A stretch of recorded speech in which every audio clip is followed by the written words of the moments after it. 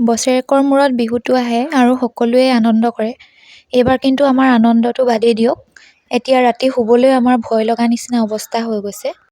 বিহুটো আহিছে বুলি পাপা আৰু মই দুইটা 12 জানুৱাৰীৰ আবেলি ধুনীয়াকৈ টাউনলৈ ওলাই গৈছোঁ। হাঁহি মুখে গৈছোঁ, ধুনীয়াকৈ আছোঁ।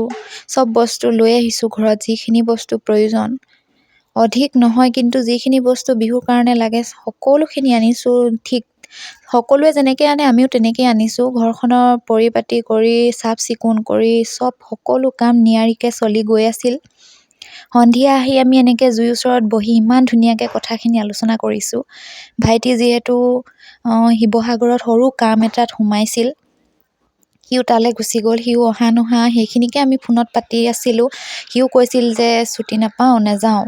আমিও জোৰ কৰি তাক কোৱা নাছিলোঁ, পাৰিলে আহিবি বুলি কৈছিলোঁ।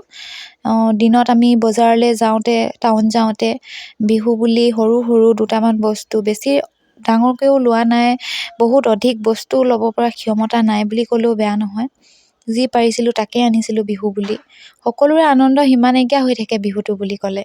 এনেকৈ মালৈ আনিছিলোঁ, মোলৈ আনিছিলোঁ, পাপালৈ আনিছিলোঁ, ভাইটিলৈহে নাই অনা হ'লে বা সি পিছত ল'ব তেনেকৈ ভাবি আমি সৰু এটা বস্তু সেইটো লৈ প্ৰত্যেক বছৰে আমি তেনেকৈয়ে সুখী হৈ থাকোঁ লৈ মেলি।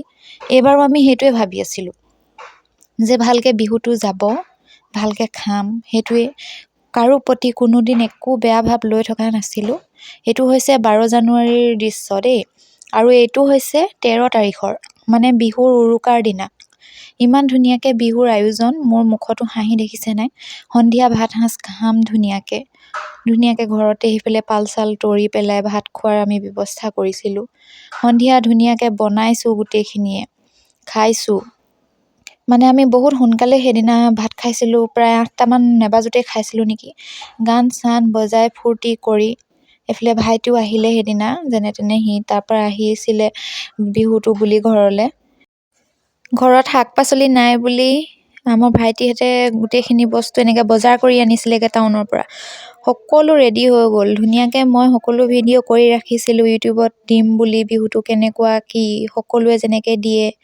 মোৰো মন যায় তেনেকৈ ভিডিঅ' দিবৰ কাৰণে, সেইটো কাৰণে দি থৈছিলোঁ। আৰু এইফালে আমাৰ মা তেতিয়ালৈকে সুস্থ অৱস্থাত দেখিছে নহয়, সকলো কাম বন কৰি মেলি ইমান ধুনীয়াকৈ ঘূৰি ফুৰা মানুহজনী কি হৈ গ'ল ৰাতিটোৰ ভিতৰত। এইফালে এনেকৈ ঘৰৰ বাহিৰতো নহয়, আন্না লাগে চোতালৰ ভিতৰত, চোতাল মানে নিজৰ পদূলিৰ ভিতৰত, নিজৰ বাউণ্ডেৰীৰ ভিতৰত আমি এনেকৈ খানা খাম বুলি জেগা ঠিক কৰিছিলোঁ। জুই ধৰি ধুনীয়াকৈ মাংস আদি কৰি ভাত পানী সকলো বনাই কৰি খোৱাৰ পিছত ৰাতি 12মান বজাত অঘটন হ'ল। আৰু এইটো হৈছে 16 তাৰিখৰ ভিডিঅ'। এইফালে মাৰ এইটো অৱস্থা দেখিছে নহয় আপোনালোকে।